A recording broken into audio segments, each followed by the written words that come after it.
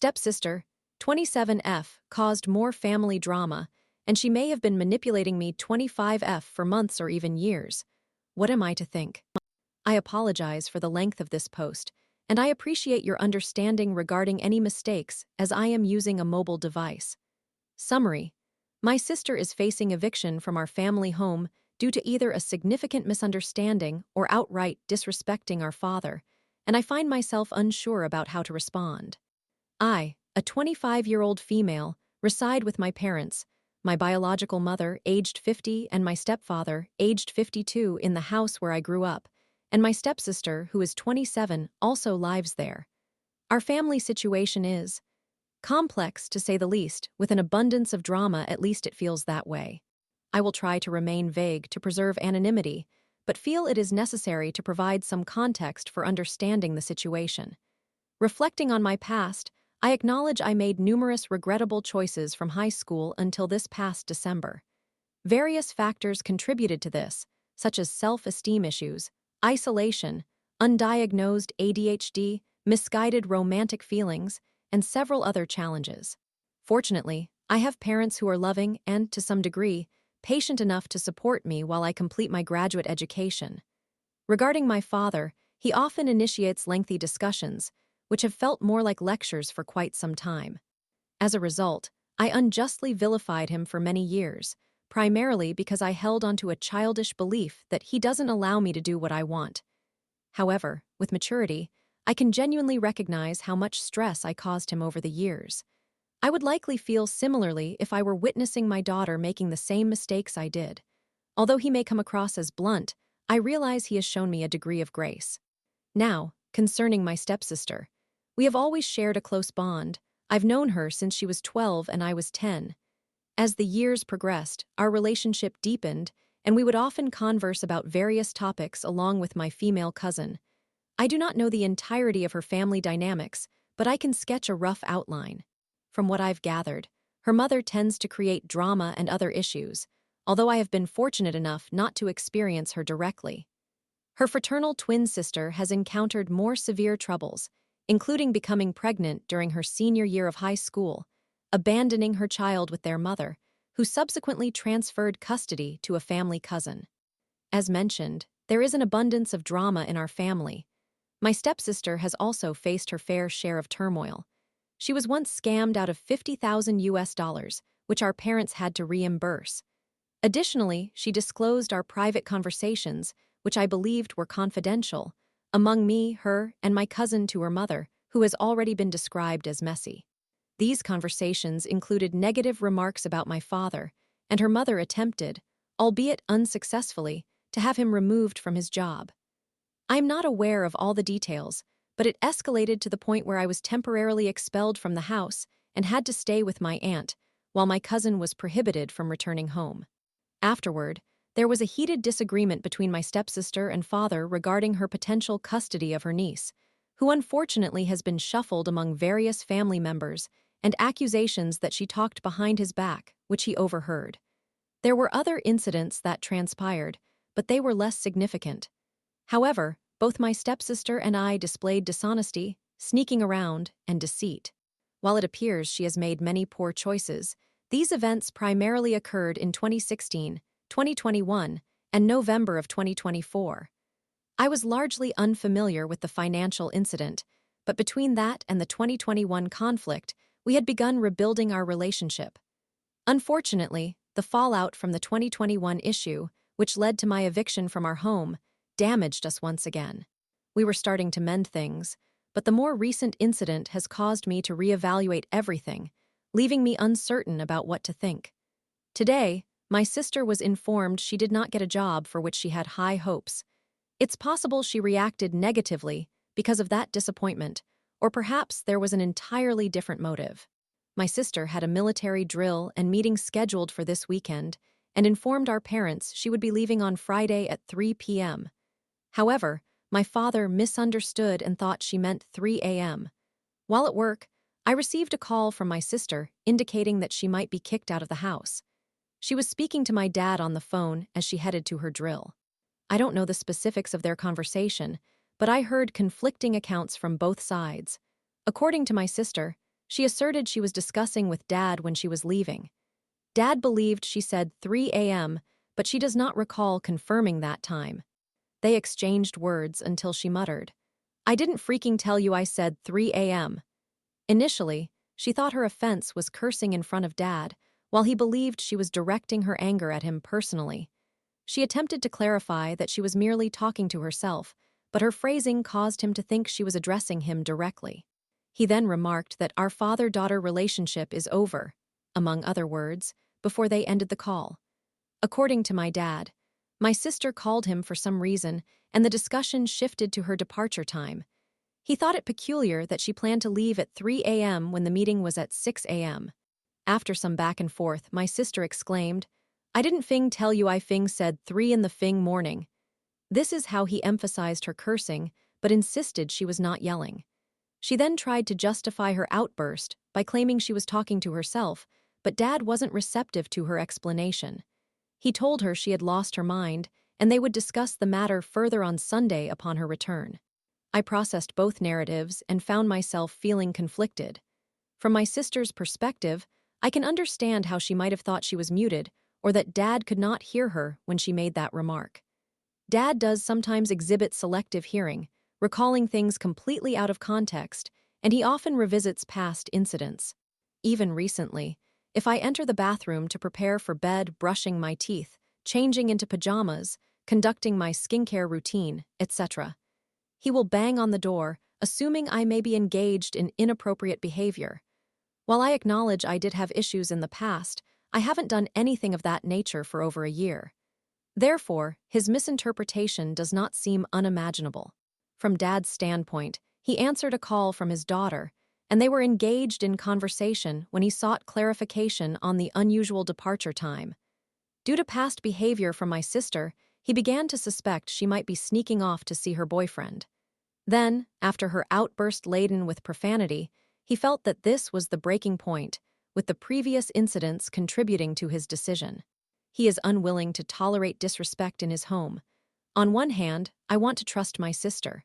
While I care about my father, he can be irritating with his tendency to bring up old grievances. However, those were mistakes I genuinely made. I had hoped to converse with my sister and have her as a confidant as we navigate our lives. On the other hand, Dad claims my sister is similar to her mother, who is manipulative. She has spoken disparagingly about her mother and her sister, which I have heard her say before, as well as about Dad and even about my biological mother. Though nothing too severe, just that at times she feels her mother supports her husband more than her daughters, while I know my mom is fully supportive of us in all positive endeavors. She has even said unflattering things about me to Dad, like when we were at the gym, and she FaceTimed him to show me on the Stairmaster, struggling slightly. This behavior leads me to question whether much of what she shared with me, including our discussions, was distorted or manipulative in order to gain my sympathy. I want to believe her, but I also recognize that my dad is not the type to lie intentionally. He may misinterpret things, but never to this significant extent.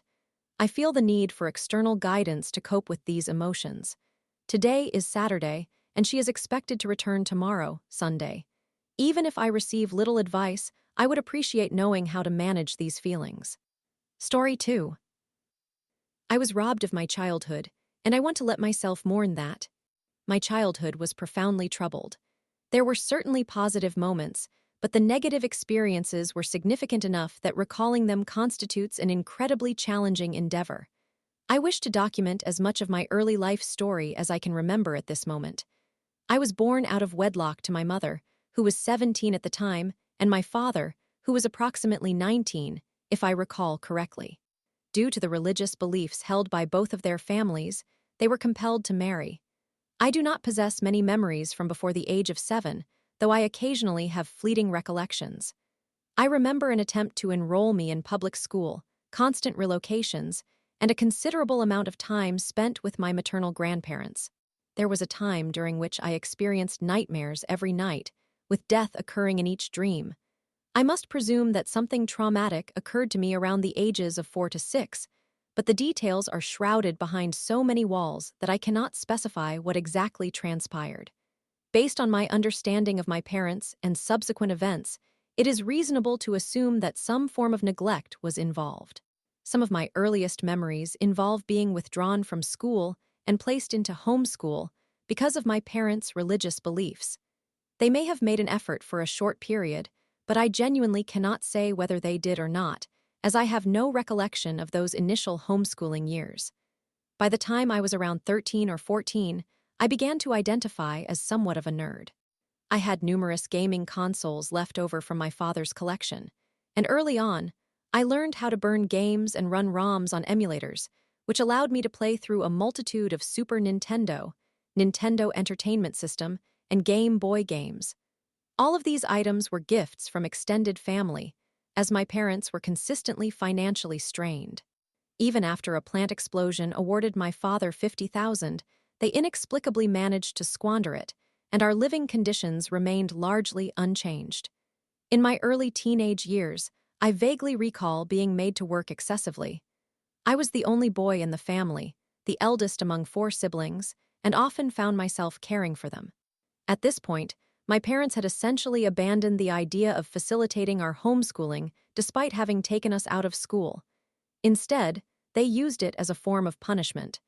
I have a condition affecting my hands, which causes writing to become extremely painful after just a few minutes. My parents would exploit this by punishing me for minor mistakes, forcing me to write out pages and pages of the same sentence. By the time I reached 13, we were residing in a mobile home, and my bedroom was a shed retrofitted into a living space. Essentially, they laid carpet and connected an extension cord. I had a window unit, a bed, and a computer. They worked me hard. We lived on a substantial plot of land loaned to us by my maternal grandfather, with plans to eventually build a house using the money my father received. However, they only managed to create a concrete pad and take out a loan for a trailer that they placed on it. They had me running around daily, maintaining the land mowing, burning trash, digging ditches, fixing the well, tending to their chickens, and assisting with whatever project my father fancied at the moment, which usually involved building or repairing something.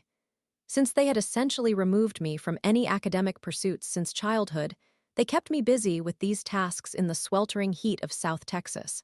This lifestyle had several detrimental effects on me, I believe. They would visibly express frustration toward me or even yell if I was indoors when the sun was shining, insisting that there was always work to be done on the land. They claimed I would never run out of things to do, and I absolutely despised it.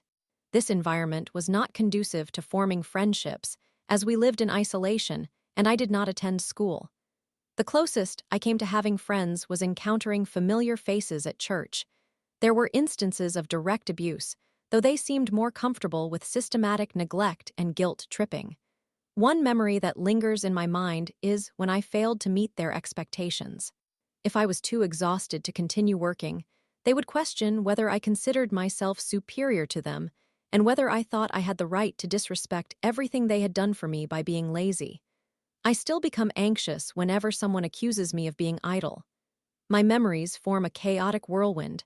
I have struggled to access many of them. Throughout my childhood, I was diagnosed multiple times with post-traumatic stress disorder and dissociative identity disorder as a result of my treatment. Even without being able to articulate much about my past, every mental health professional I have seen has assured me that something extremely traumatic must have occurred to lead to the severe mental health issues I face today. As I transitioned into adulthood, my resentment toward my parents, who robbed me of a normal childhood, grew stronger. It would have been so simple for them to provide me with a more nurturing environment if they had not been so rigid in their religious beliefs and negligent regarding my upbringing. They could have attempted to provide us with a proper homeschooling education, adhered to a structured program, ensured I had a social environment for friendships, and not placed the responsibility of raising my younger sisters on my shoulders. They could have thought better than to make me burn barrels of trash and inhale those fumes. They could have cared for us. When I turned 16, they decided that if I was not employed, I was not welcome in their home. They would tell me that I was not allowed inside until sunset unless I was out seeking work. This decision ultimately damaged my first relationship with someone I met online, as my lack of contact led her to cheat on me with someone else. I believe they have a child together now. I was infuriated that the world had deprived me of my childhood, and even when applying for jobs, the absence of a high school diploma made securing work feel nearly impossible. It was incredibly frustrating. I have always felt a spark of curiosity within me. I know I am capable of achieving great things, but I was never afforded the opportunity to cultivate that curiosity into something beyond mere survival. I spent my childhood trying to endure. I spent my early adulthood striving to survive. I continue to spend most of my time focused solely on survival. Higher education was never, and may never be, attainable for me, despite being aware that I would flourish in certain aspects of it. It is profoundly frustrating. So, when the trailer was on the verge of being repossessed, they expelled me. I experienced a period of homelessness. Before finding refuge with someone from a retail job I had hoped would lead me to a career in information technology, someone with whom I quickly forged a friendship after moving out. He, along with Will and Whitney, took me in and offered me a place to stay. At that moment, I resolved never to rely on my parents again, regardless of my circumstances, even if it meant living in a vehicle or a cardboard box on the street. I would never ask them for assistance. The last conversation I had with my mother, which took place several years ago, allowed me to express some of my feelings. I told her that keeping me out of school had severely hindered my life in numerous ways. By that time, I had already changed my name to Robin. She responded by dead-naming me and dismissing my concerns as melodramatic. After that, I lost all interest in communicating with her. She seemed indifferent to my experiences and the person I have chosen to become. Now, as I approach 30, I have worked diligently to establish myself in an information technology position.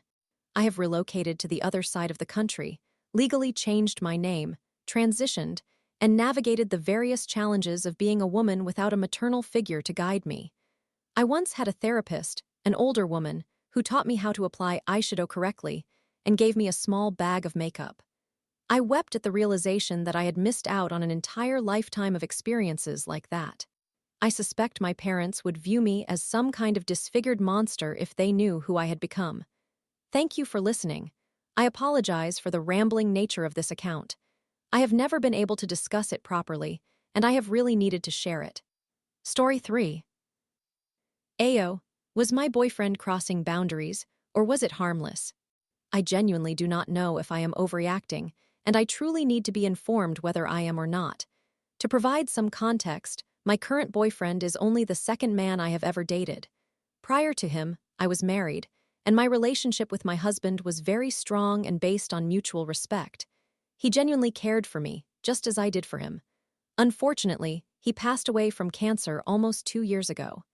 Due to this, I have limited experience with dating, and I would like to understand if my boyfriend's conduct in this scenario is typical. Another note, I will describe everything in detail to give an accurate account, as I am seeking sincere feedback. Additionally, I want to warn you that the woman I will be discussing was the most cringeworthy person I have ever encountered, so reading this might cause you to cringe as well. Last night, my boyfriend and I visited a local bar to meet his father. We sat at one of those tall tables where you can either sit on a stool or stand. My boyfriend was the only one standing at our table. The bar was mostly empty, with just a few patrons at the bar and others at standard tables. Our waitress was a woman in her 30s, she informed us of her age later.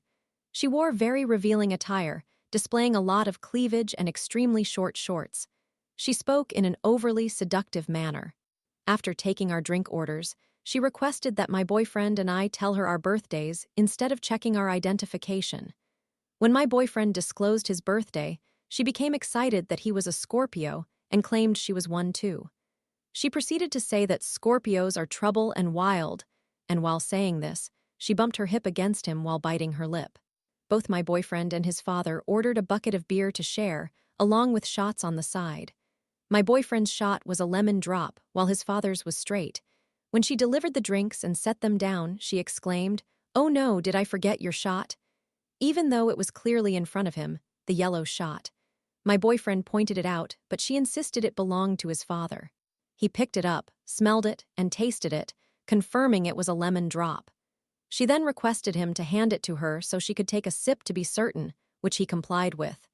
Throughout this interaction, she stood far too close to him and continued to do so every time she returned to our table for the remainder of the evening.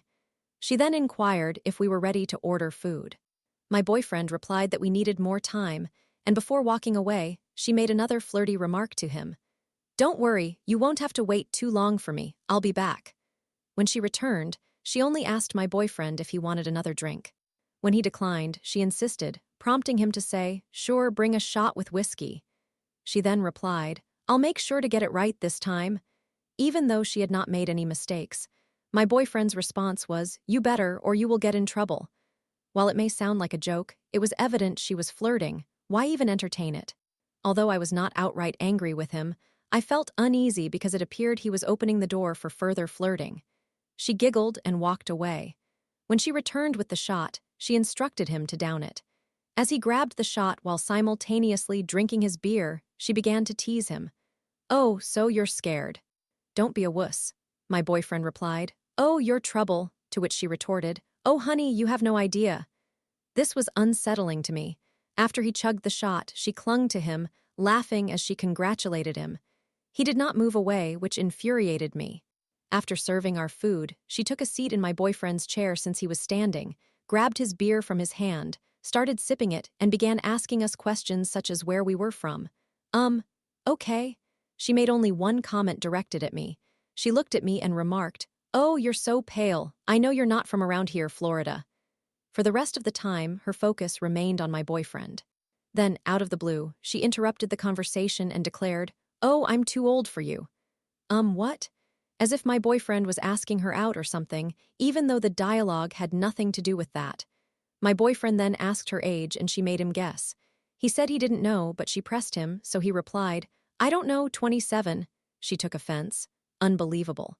Anyway, she claimed everyone thinks she's in her early 20s, but she's in her 30s. Later, my boyfriend inquired if she could turn on the television to watch the hockey game between the US and Canada. She replied, "I'll try," but then claimed she couldn't figure it out. Then she said the most cringeworthy thing, "I'm too short to reach," even though she was standing on a table and clearly could. She mentioned that they had no remotes, so she required my boyfriend's help. They were behind me, and I could hear her giggling incessantly. When I turned around, I noticed how close she was to him and saw that she had started a conversation, keeping them there longer than necessary. Meanwhile, his father was talking to me, so I couldn't keep looking back to check. How I reacted. Once we got into the car, I completely lost my composure. I became furious, something I rarely do. I am typically shy and quiet, but I was absolutely livid.